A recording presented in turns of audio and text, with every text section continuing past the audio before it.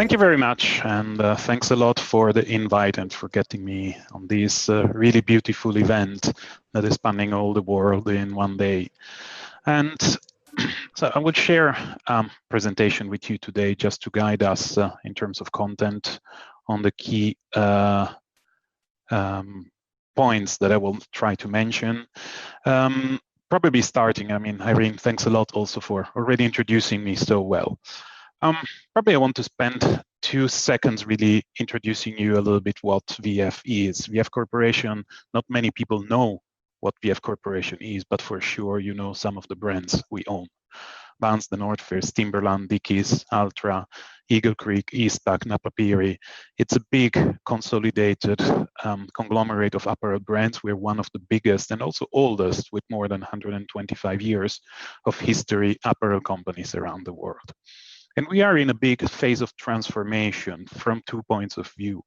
One, because like in every industry, digital is coming and hunting everybody around. And so one part of my role as digital transformation lead has been to try to understand what digital really means from a company like ours.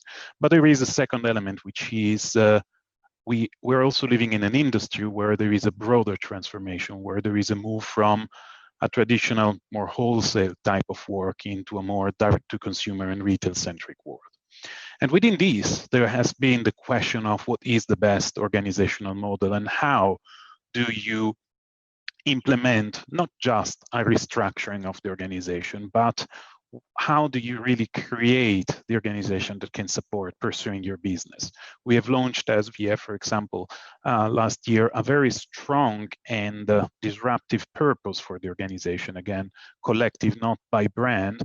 And the question is, how do you make that through also through the org design activities? And this has been a little bit my, as Irene mentioned already, is also my passion on a private side. And by studying and looking how, for example, certain aspects of the transformation were not coming along pretty well, I tried to identify and develop a little bit of a point of view or a framework that could help and guide me in the work that I'm doing from a transformation perspective. And my starting point is a little bit this. When you think about an organization, any organization, probably this sentence, which is attributed to Edward Deming, even if it's debated, if it was actually him saying this sentence, you find out that every system and every organization is a system we know is perfectly designed to achieve exactly the result it gets. So the question is, when we're not satisfied with the results, what is that we need to address? Where is that we need to start looking for in our organization? Where is it that we need to point our finger in terms of the design aspect? Which is where this idea of what I've been at the moment labeling in a kind of a work in progress concept is the intentional organization, which is not a new form of organization, is not a new way of intending a specific organizational model, but it's more a concept behind how can we make sure that the model of the organization that we choose is consistent and innovative. So these are the 2 elements that I will try to illustrate you. With a couple of elements that for many of you are probably not new because they're coming from the tradition also of organization design, but I'm trying to get them in with a bit of a dynamic lens overall. And the idea is also to try to see how this has been influenced heavily by my experience at VF, but also my experience on a broader scale, also in terms of discussion with a lot of people that are experimenting these cases, these transformations. So, a few months ago, I really looking and working on a big transformation project. I really did try to put together a visual framework, which is this that you see at the moment, to try to represent to the business leader in our organization the fact that very often you go through a transformation project. We're running several transformation projects in my company at the moment, and you immediately have a lot of people that immediately jump to the organization model. You have a leader that immediately starts drawing an org chart about how we should be looking in the future. That's one example. Or you have somebody that says, well, we have to implement Agile. But the question is, how do all these pieces fit together? Okay, what is the consistency and the coherence that we actually have around these components. That is not that for every transformation we have to reinvent. It's not about reinventing constantly the wheel, but it's about really understanding them and making sure that we have them present. And I think that this question of consistency comes back to a concept that is pretty old already. I mean, Henry Mintzberg spoke in 1981 about one of the big problem a lot of organizations when they're changing, when they're transforming, is that they think that our design is something like, well, there is a store there is a bazaar where I can just pick, oh, let's pick up the new model, the new fancy model that actually came out and embed it in part of my organization, or take another piece out of my organization and everything will continue to work. Unfortunately, I guess this is probably the experience also of many of you. This is not exactly how things work. And this is where a lot of our transformation kind of don't work well and don't reach the result. So for me, the components, and again, some of these components have been used for ages. Nothing is new behind these. What I try to put them together is, what is that they define somehow? The first thing is, of course, as an organization, you need to have a business model. You need to define what you're offering, how, and to whom. And for me, the critical element here is really, what is the value proposition? What is that for you as an organization makes you available on the market? And by the way, business model definition is something that is important also for any non-profit. It's not just for companies or firms. It's for any organization that we need to have. Strategy is another very important aspect, which is the element that sets the direction and scope over the next period of time to really activate the business model. What is important here is the fact that strategy links us with the concept of time. So what is that we're going to do in the next 1 year, 2 years, 3 years, 4 years, 5 years? And because we cannot do everything at once, what are our strategic choices? How do we define the priorities? Okay. And by the way, there are many different models that you can actually look at for business model strategy, and we will see also on the other framework. And on my blog, I try to write kind of collecting ideas of what all of these different frameworks have been doing, but all of them are focused on really establishing choices. I think that the most important aspect is the operating model. And it's an aspect that too often is kind of under-evaluated a little bit in the attention that we should be focusing on. Because this is where we really have the collection of all the elements that create the organization: systems, processes, people, which is of course one of the aspects that today in this big Teal event we are really trying to address, as we are speaking of human-centric organization and technology to help us deliver the strategy. And the critical element within the operating model is making sure that we are very clear what is our value delivery chain. How do we create the value that we then provide to our customer and to our stakeholders? Okay, this is the mental passage, which sometimes is not very complicated, but many of our organizations, especially when there is a transformation, don't do. One example is in the big transformation project where I'm working at the moment within VF. As I mentioned, it's really this transformation from a wholesale to a direct-to-consumer mindset. We're coming with a lot of organizational proposal where the structure of the hierarchy is still completely aligned with our old model, okay, with our old model of doing things. But for us, the value delivery chain is changing because serving directly a customer, an end consumer, is different than selling stuff to a business-to-business person, which means that then we need to reflect this in the organization and all of the other components. Then it's important where the organization model comes in. And I think here is where a lot of the elements around, for example, a lot of the work that has been done about human-centric organization is working. That's really how you define how you do things in the organization, okay? What is the definition of work that we are going to adopt? And I think this concept is very important. You've probably, because we probably give or think that work is the same everywhere.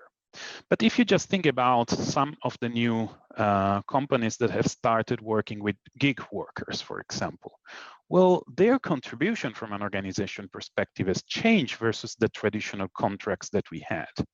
But sometimes this has been done not consciously or not in consistency with the rest of the aspect of the organization. And this is really important. We need to think about this, and we need to then define how we implement this in our organization perspective. We come now to a couple of elements that are a little bit less hard, I would say, in the sense that they are a little bit less descriptable on a presentation or on documentation, etc. One of the key elements is leadership. Leadership in this case, and the way I'm seeing it here, is not about one specific leadership style, because again, it needs to be consistent with all of the other aspects. But it's more about the concept that what leadership has to do then in an organization is to keep all those four elements connected and evolving. It's important, and I think that the COVID situation for us, it's under the eye of everybody, is we cannot think about an organization that stays forever. We need to reinvent the organization constantly across all of the four elements that we've seen. Purpose is definitely an element that it's fundamental. It's coming along more and more as something that we need as an organization. And the element is really because it is the driving force, the fuel that bonds the organization together, and that helps us also attract the best people to join us. And here the critical element is the definition of value that our organization has. Because through the purpose, we should be defining what is value for us. We tend to assume that value is always a financial value. We tend to assume that value is always about profit. But the reality is that when you have a purpose-driven organization, you immediately notice that that is one of the components, and value really helps you define what it is. And I think that a big call about what the definition of value and how much we should be discussing this is coming from Professor Mazzucato's work, for example, as she really thinks that our financial lens of value, it's probably getting us too short-sighted on a lot of elements, including organization design. A key element linked to this is, of course, culture, the corporate culture in this case. So meaning the culture that is sitting within the boundaries of the organization. And for me, this is where the consistency element is more visible very often, because you cannot have a flat organization thinking that you have an agile organizational model if your culture is still hierarchical, for example. And this is one element of consistency that is visible for many of us. Finally, the ecosystem. And by the way, here we're not talking of specifically an ecosystem organization, but every organization, okay, almost like every living organism is part of an ecosystem. And there is a constant exchange of value with the customer and all of the other stakeholders that we actually have around and that are of which we're part of it. The critical element here for me is sustainability, meaning for how long, intending it really also on the temporal dimension of how sustainable will be our growth, or if we decide not to grow, how sustainable can we be in the relationship that we build with the external environment. So for me is, why this model? Why is it important to consider all of this aspect? And I'm picking one example about scaling Agile, which is the example that I have felt and that we have experience in our organization, for example, at VF, because we had, in our move towards digital transformation, we said we need to be a lot more agile, okay? We need to implement Agile, especially in our area that is delivering our digital products to the customer. We have our e-commerce, we have tons of digital communication. The best idea, because that's kind of the benchmark today on the market, is to think in terms of Agile product development. So like many organizations, we went immediately and developed an organizational model. And guess what? We got inspired by what is the so-called Spotify model, and we started implementing squad, we started implementing tribes. But the reality is that we ended up essentially renaming what in the past were COEs as tribe. We created a matrix organization instead of something that was truly agile at the beginning. There was a lot of misunderstanding with the organization while we were doing this, because we had not touched the other elements. So I dug deeper on what the Spotify model really is. And one of the interesting aspects, if you look at those 2011 videos that made the Spotify model quite famous, they are much broader than just an organizational model. And I think that what you see is that this model are calling about a business model, which is really a company that is obsessed by its customer-focused aspect. They're looking at a strategy which is really around technology and content innovation. They have an operating model that is really consistent. And I just pick one example. What about the release cycle of technology? It's a pretty technical element, but that made it very consistent for them then to work into an agile way. They have thought about a distributed leadership model. Those agile coach that they have in the organization have been very key about this their role in diffusing the model into the organization. They, of course, have a culture around that. By the way, those two videos are not called the Spotify organization model, but they're called Spotify engineering culture. And that's exactly one of the elements that guaranteed this consistency across the organization. They have a shared purpose that guarantees the alignment across all of the team. They have an integrated ecosystem that is really embedded in the strategy around that. And of course, they have an important component. But once you look about everything, then you also understand why Spotify did not implement Scrum the way it's normally implemented in other organizations, but they made their own version.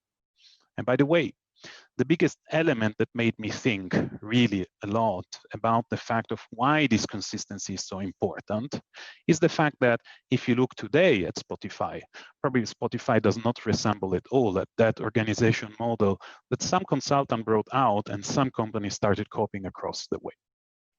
And I think this is the element that for me it's important, looking at this consistency across the element.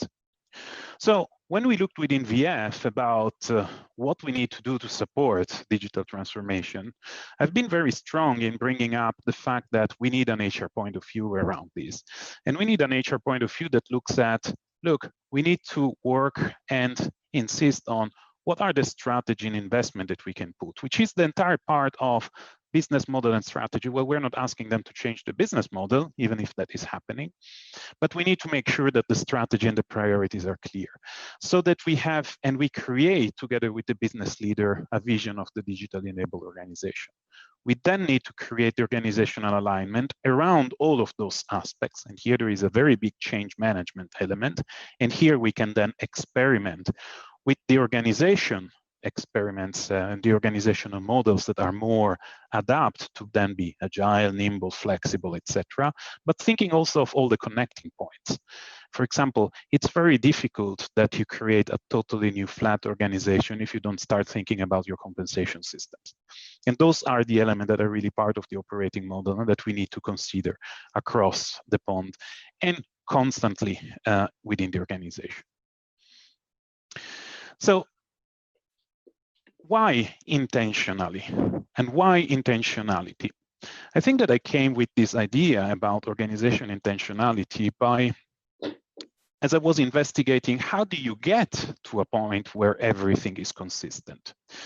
And I think that when people really feel comfortable and confident in organization, when we understand how things work, when we can move through an organization, okay, and the ecosystem seamlessly, when everything matches, then I think that as an organization, we have reached a status of intentional design. But intentional design does not mean that there has been a great architect or just a few very high-level people that have sat in a room and actually have been drawing all of the organizational elements. No, it's more of a status where we are consistently taking care and aware that these organizational components exist. And every manager within an organization takes intentional or conscious choices about their impact on the organization. I think that for me, the intentional organization can sit in between a very high entropy organization, which is the status where a lot of the startups or when an organization is at birth, say, they're organizations that very often they have a lot of speed, but very often they're missing focus. They are magmatic, but very often they don't have enough structure to survive the moment that actually growth kicks in. On the other side, unfortunately, the traditional model of organizational development kind of pushed entropy into a negative sense, and we have often ended up having what has been defined a negantropic organization, where the entropy energy level is almost absent. These organizations tend to be very slow, very, very rational, very insular, very overstructured. We would define them bureaucratic. And a lot of the traditional organizational model very often sits there. My suggestion is that an intentional organization is going to sit in between these. And it will be very much depending on the organization and its consistency, if it's a little bit more to the right or a little bit more to the left, as well as on its departure point. Because if we're creating an entirely new organization, for example, implementing the Teal concept, it's a lot easier than if we're starting from a purely and traditional bureaucratic monolith. But the journey is worth, and we just need to make sure that we are thinking around this. And this is where agility comes in, consistency, and the idea that this organization work because there is a constant cycle of awareness about how things are happening, sense making to really capture the meaning, and experimentation in terms of organizational point of view. And this is, by the way, has been then what we have been experimenting also in VF within our Agile organization. Yes, today we have a squad and tribe structure, but there are no two tribes that look the same. Why?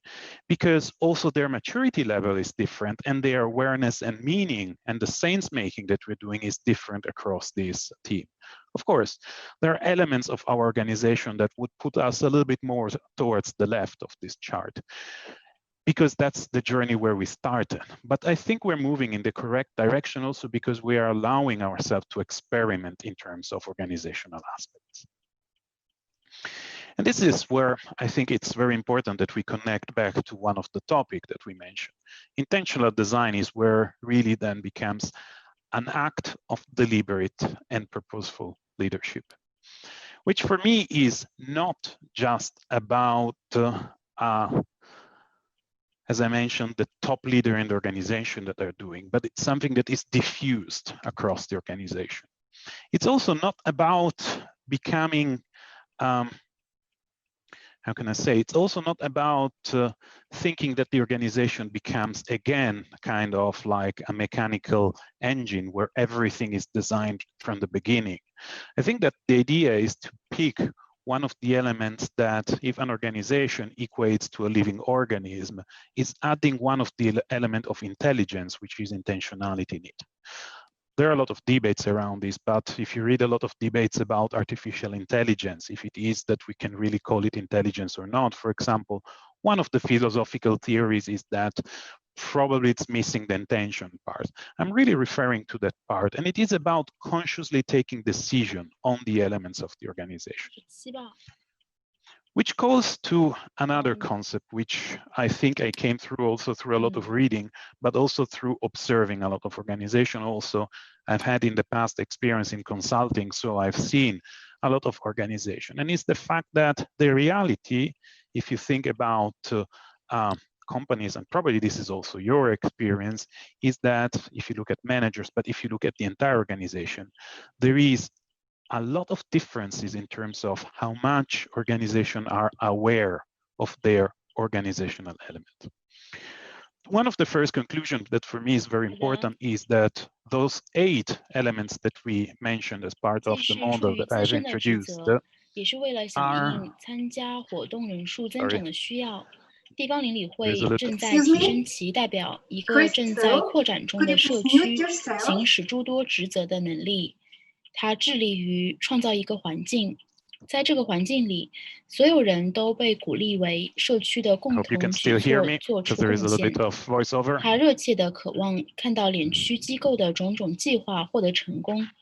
其对于所在地区情况的熟知，又使其有能力培养地方层级相互作用的种种进程的发展。有鉴于此，他敦促教友们全心全意地参与以反思为目的的活动与聚会，并为当地组织的规划与举措提供物质资源及其他支持。地方邻里会也关注新信徒亟待得到精心培养的需要，考虑什么时候以什么方式将 whether 社 we want it 区 or not, we 生 have a 活的 business 各个维 model, we 度 have a 介绍给他 strategy, 们， we have an operating model, 通 and 过 we have 鼓 an 励他们 organizational 参 model. 与研习 Sometimes 课 we might 程。 not be aware 地 of 方邻里 those. 会旨 And this is 在 why a 确 lot 保 of 他们 cases we 从一 have, 开始就把 what 自己 happens is that 视为 this 重 is the 建世 fruit 界 of 的高贵事业的主体。 emergent 他 design. 要确保19日民 Essentially, 宴 these 会 elements 甚 create 至纪 themselves 念 maybe because 8·11全举变 our 成巩固社 entrepreneur or the 区崇 founder 高 of the 理想的 organization 机 has set 会， certain 增 things up 强 in 社 the 区共 organization. 同的使命感的机 And 会， by looking at 强 the 化社区 research, 灵 what 性 you're 品 looking 格 is 的机 that 会。 you can really track 随 6着社 steps 区 of 中 what 人数越来 organizational 越多， awareness can be, 地方邻里 which 会 is 要 starting 考 from really 虑 from 何 when the 时 entrepreneur 适 starts an 宜将这 organization. 种聚会 Everything is 疏 done 散开来， because of 以 the 协 gut 助这 feeling of the 些重要 entrepreneur. 活动获 Then 得更 slowly 大 he 规 will 模 get 的参 people 与。 within the organization coming from outside. And this will be a moment of contamination where they're going to bring in some other, their experience, their practices from outside. Then there is the consolidation phase. That's the bureaucratic phase. That's where you start having the labor division inside the organization. And very often that's where processes are starting up. It's called bureaucratic phase, but it's not necessarily the negative aspect of bureaucracy. It's just how you set it up yourself. Now, all these can happen even without considering the org design theory behind it. You can do this really as an emergent way. Intentional design kicks in when you start having to reason in terms of the whole organization or parts of it, because by the way, this can apply also to just one function or just one component of it. And very often it starts because at a certain point, somebody is going to ask you to be compliant either towards a legislation or think about all of the ISO certification, et cetera, they all had one portion about organizational model. Then there is one of the most interesting aspects, which is the experimentation phase. This is where I think a lot of our organization are sitting today as they're facing, for example, models like Teal, like Agile development, like Lean, like all of these models that are promising to be a lot more efficient in driving the human spirit out of the boxes where the traditional hierarchical organization had put them. But what we need to really foster through is moving to a phase of consistency where things are coherent as much as possible. One of the aspects that I wanted to make, however, is that back in the 70s, there was a organizational theory which was called congruence theory, which was saying that in order to be successful, a company needs to have all of its components completely congruent. However, there is a difference between that model, which by the way, Mintzberg himself criticized heavily at the very beginning, and what is happening today, which is the fact that that was a static view. What I'm trying to suggest is an evolutionary view, which is why what I think is that in every organization, there are continuous tensions within. Like we need to have an obsession about making every element deliberate and intentional. We need to think in terms of coherence. We need to think in terms of ambiguity. This is good. This is something that is important to have in our organization. And that's also an important element. One of the tension here is also the fact that there are no absolute truth when we're thinking about organization. As I mentioned at the beginning, the concept of value. So it is very important that we think around those elements. So to conclude, essentially, if we've seen those 8 components of our organizational definition at the beginning, the idea is to look, how can we refine them? And this brings us a new idea of what the performance of an organization is. Because we can define it only if we're able to essentially answer 8 basic questions. What makes us unique? What are our priorities? How do we create value? How do we get things done? How do we stitch it all together? What is our definition of good? How do we make it work? And how do we know it will last over time? We will be sustainable. And the question is not just answer to this question once, but making sure that manager in the organization have an answer to this question all of the time, or possibly they can get to those questions by a joint way of working. This way, really, organizational performance becomes something that where optimal performance is achieved when all of the organizational components are balanced in an ideal alchemy. And I know big debate always with friend Otti that you will hear probably later on today is about the fact why alchemy, because it is not a science. The alchemists were trying to do something that was essentially impossible, finding the perfect or finding the recipe for gold. And they tried to balance things in the best way they could do, but it's a transformative element so that we can develop a positive tension with the ecosystem. And to do this, we need to go back to what I illustrated before. We need to create a deliberate practice around noticing, making sense, and experimenting. And the good aspect about many of the human-centered organizational model, of which Lalou was one of the first proponents, especially with the Teal, is that these three elements are central in this organization design principles. Now, what this also does, and here I really conclude, is that it allows also us to redefine what innovation is. Because we always tend to think that innovation is about a new product or a new service within our system and within our economy, something that has immediately a positive value in terms of economic or financial value. But for me and I think that it is demonstrated today exactly by a lot of the organization that we have started seeing this morning in this conference, is the fact that innovation is coming by the company that are able to deliver distinctive and sustainable value to all of their stakeholders by constantly innovating product, services, and the organization itself as it is. I don't think there are going to be definitive answers on any of this front, because also our stakeholders are evolving constantly. And again, this is a good way of what I think it is about seeing this within the organization, but it's also a very big learning about how we can constantly improve and innovate in the future, of which Teal is a very big component. But if we just take it, okay, as like, okay, let's do the organization that way, without rethinking the business model, without rethinking the other aspects, we will not go very far, and there will be disillusions around the path. Thank you very much. I'm really curious now to hear if there are questions and if we can open the floor also for feedback. Again, I think this is a work in progress. I'm very happy to also receive any critique that you might have to this kind of model, because again, it sounds theoretical, but I try to really root it on a lot of very much experience that I've seen. And the good aspect is that it's quite illustrative also when you speak with senior leader, when you're helping them to connect the dots.